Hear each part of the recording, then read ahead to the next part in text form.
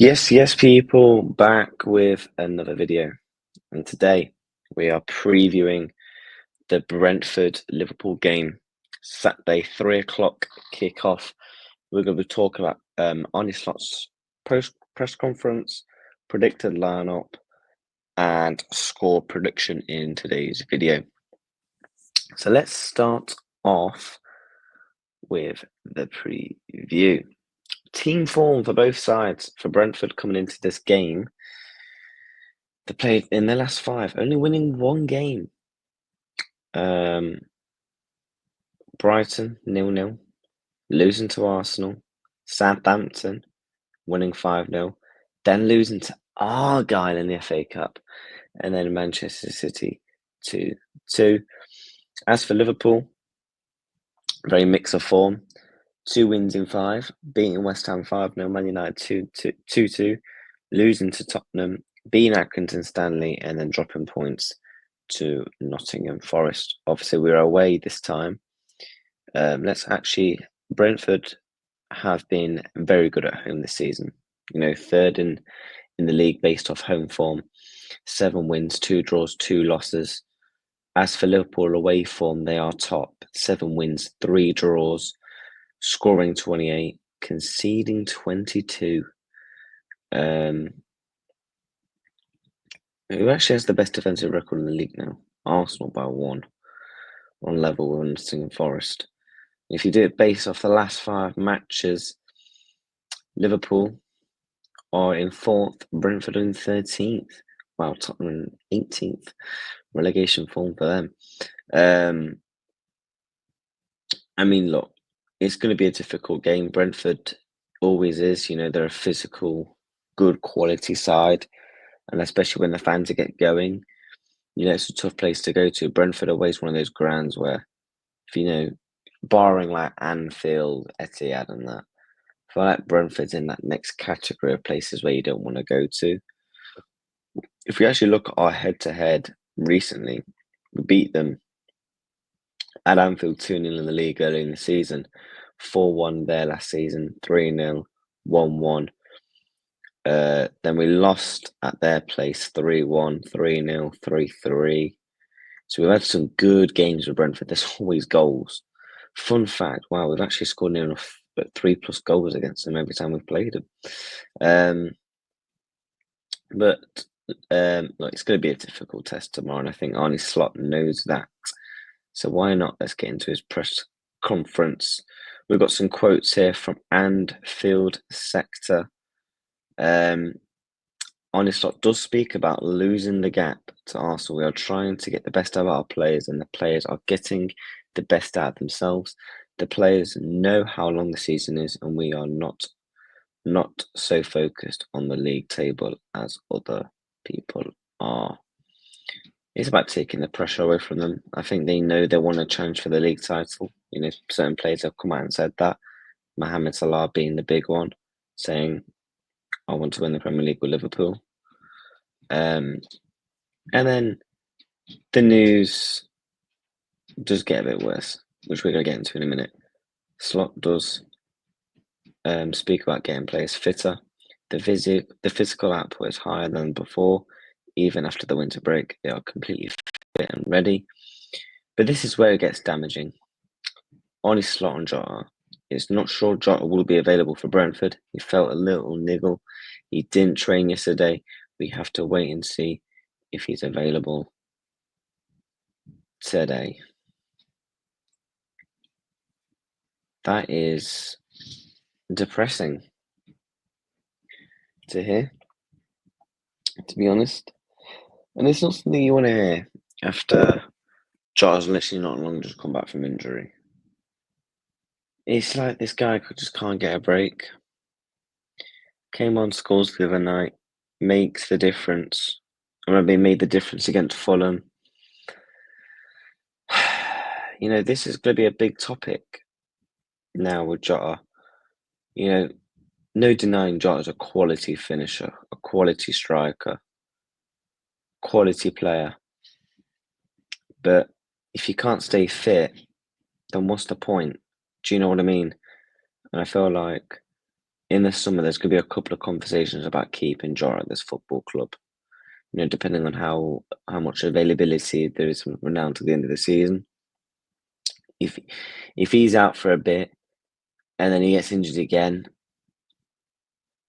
I feel like Liverpool might cash in because I feel like we could still get decent money for Jota. Do you know what I mean? Even though I don't want him to go.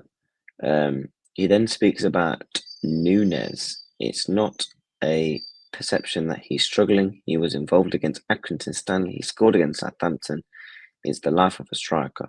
Darwin will score goals and he will keep doing this. I don't see him struggling. Interesting. I mean, because I do think he is struggling, to be honest with you, Arne, but that's up to him. He then also obviously goes on to say about defensive worries. I wouldn't say it's a concern, but it's also not what we want. It's one of our strengths. At the beginning of the season, Forest, for example, had one serious shot on target, and it was a goal. Still speaking about Forest, for God's sake, let's have a look at the comments on this. Put Alisson back on bench, Kelleher start, and the problems will be solved. Fat Listen should cut the kebabs out, and he might have been able to get down quicker. Is it a concern? Fat boy in goal needs to slim down. I don't get the criticism that he's getting. I mean, I'm not saying he's been absolute world class, Alisson, since coming back, but it's not just on him, to be honest with you. He then speaks about investments of other clubs. We know how good we have to be. Chelsea also spent 1.2 billion. United spent a lot of money. That's also what makes this league so intense. It's also the reason we want to be here. We are very happy with the team. He then, on his slot, just goes on to say a bit more. We are very happy with the team we have at the moment, and we're still able to compete with teams who are spending incredible amounts of money. Correct. Speaks a bit about Jadon Dance. This one's going to be interesting. We do have 3 options for the 9 position. It's not like Jota will be out for a long time. We have to hope to have him available again soon. But then he goes on to say earlier he doesn't know if he's going to train or not. So is he injured or not? Do you know what I mean? And then obviously a little recap. Jota is a doubt for the game. Nunes isn't struggling like some will say he is. I think he is. Diaz missed training with a sore throat and happy with the team and being able to compete. I mean, yeah, another knock for Diego, man. The guy can't catch a break. He literally can't catch a break. I actually want to see the thing about Luis Diaz. Let's get that up. Luis Diaz missed training yesterday with a sore throat, but is expected to train. Okay. Now, we're going to speak a bit about the lineups in a minute. We'll get that up ready. Line up. Build. I mean, now we've actually read his press conference quotes. I think we can probably make a proper judgment on who will start the game. So, in goal, is it going to be Alisson? Is it going to be Kelleher? I mean, a lot of people are saying they want to see Kelleher back in goal. I think Kelleher, when Alisson was out injured against Crystal Palace, from that end onwards until what I think it was after the Newcastle game, Alisson came back in.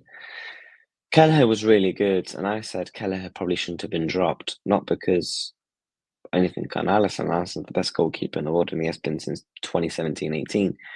But why drop him? Well, there's no need to rush him back. It's not like a Mohamed Salah situation. If Mohamed Salah's back from injury, we need to play him type thing. This is a position where we've got good depth. We don't need to rush back in those sort of positions. But I expect Alisson to start. Right back, it's going to be Trent. I thought he had not a great game. He had some good spells against Forest, but defensively, not great. We're going to come to that left back position in a minute. And hopefully this is a game where Canate can thrive under, because I think Kanate, since coming back, has struggled at times, to be honest with you. I think that's natural when you're coming back from an injury. And hopefully we can see the partnership of him and Virgil van Dijk getting back to their best, because before he got injured, that partnership was the best in the league. Nothing was competing with it at the current time. I want to see Tsimikas at left back, and I think everyone agrees. Andy Robertson is a legend, the best left back to play at Liverpool Football Club in my lifetime. One of the best left backs I've seen playing the Premier League in my lifetime. In his prime, but he's not in his prime. And I said this to many people. The thing is with Andy Robertson, he relies on press, energy, and that's it. His pressing, his energetic, his legs. When that starts to go, you're in trouble, because he's not like a Theo Hernandez and Alphonso Davies, where he's an all-round quality left back. I'm not saying Andy Robertson isn't that, but Andy Robertson, yeah, he has good parts of his game, but a lot of parts of his game does rely on his legs, his energetic, his fitness and stuff like that.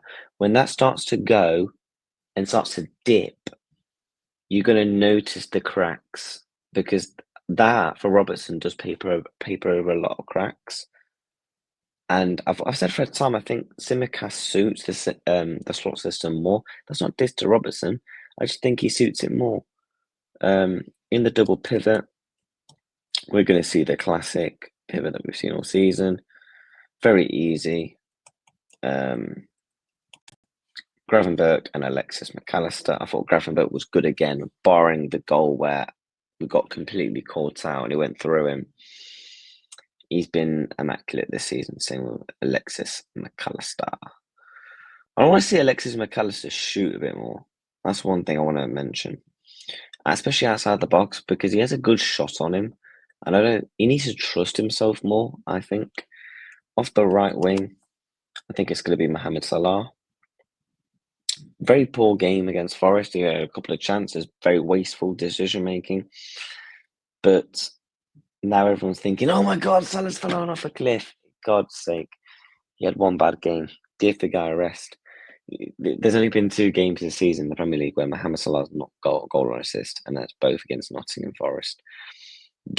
I think we're so accustomed and used to Mohamed Salah just being world class and scoring goals and getting assists. But when he doesn't do it, we all have a meltdown. The left wing spot's going to be interesting. I think we probably go with Cody Gakpo at left wing. He's probably our best left winger right now at the football club. Underrated, man, baller. In the 10 role, does he go back with Curtis Jones or Szoboszlai? You know what? Szoboszlai came off. Yeah, because Szoboszlai started, didn't he? I think he starts Szoboszlai. Getting back onto that run of form that he was before his illness, because he was in a decent run of form, to be fair, Dominic. Up front, I think we see Luis Diaz. To be honest, I think, look, based off the quotes, he looks like he's going to train today. Obviously, it's not going to be Jota, because he looks like he's not going to train. Does he go with Darwin with the high line? He can cap high line of Brentford, catch him out of spaces. Could we see a Darwin potentially? I'm not too sure. But one second.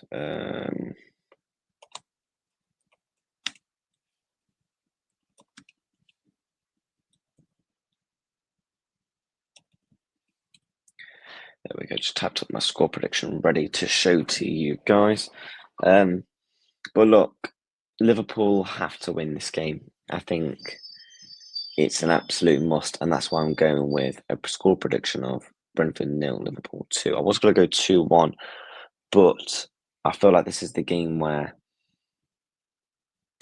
we restart and we get back to old ways like it was defensively at the start of the season. We was actually very good against Brentford. Against them last time at Anfield, so hopefully the same again with another 2-0 win. But let's actually have a look at the Premier League table as things stand, and this is why the game's really important. Look, if Liverpool drop points and Arsenal win, they're going to keep closing that gap, game in hand or not. Yes, we have got a game in hand, and that will put it back to what, 7 points. We have to have Aston Villa do us a favour. And yeah, look, I mean, if we're not careful, Newcastle could creep in. I know they're 9 points off and Liverpool have got a game in hand over them. But the form that they're in with Isak, Gordon, look at their results: 4-0 Ipswich, 3-0 Aston Villa, 2-0 Manchester United, 2-1 Tottenham, 3-0 Wolves. They're scoring goals for fun. They're being brilliant defensively.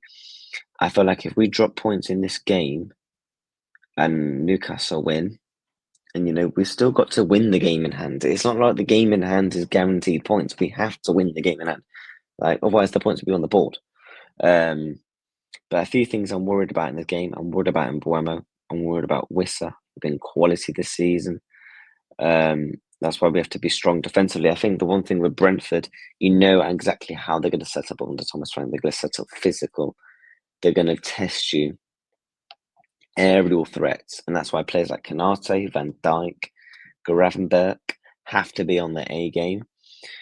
And that's one of the reasons why we could potentially maybe see a Darwin in the game. But Mbuemo's had a brilliant season, 13 goals and 3 assists in 21 matches.